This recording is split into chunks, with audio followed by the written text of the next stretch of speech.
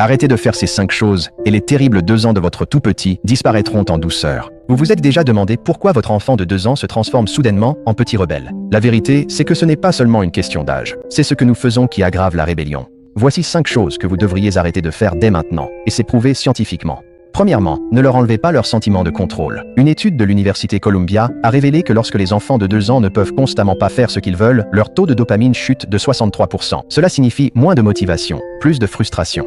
Continuez ainsi, et ils grandiront en doutant d'eux-mêmes, auront du mal à prendre des décisions et deviendront trop dépendants des autres. Laissez-les verser leur propre eau. Laissez-les choisir la cuillère rouge. De petites libertés construisent une grande confiance. Deuxièmement, ne vous précipitez pas pour blâmer après un conflit. Selon une étude de 10 ans de l'Université de Londres, les enfants qui sont fréquemment blâmés présentent 58% de comportements agressifs en plus par la suite. Pourquoi? Parce qu'ils intériorisent la culpabilité. Tout est de ma faute. À long terme, cela engendre de la colère, des crises émotionnelles et même une tendance à vouloir plaire aux autres. La prochaine fois que quelque chose se casse, prenez une inspiration avant de réagir. Troisièmement, ne surenseignez pas. Les données de l'Université de Genève montrent que les enfants ayant une exploration personnelle limitée obtiennent des scores inférieurs de 27% au test de résolution de problèmes à l'âge de 6 ans. Ils hésitent, perdent de l'intérêt et ont plus de difficultés avec la créativité plus tard. Alors, au lieu de dire « Voici comment on fait, essayez. Qu'est-ce que tu penses qui pourrait marcher ?» Laissez la curiosité montrer le chemin.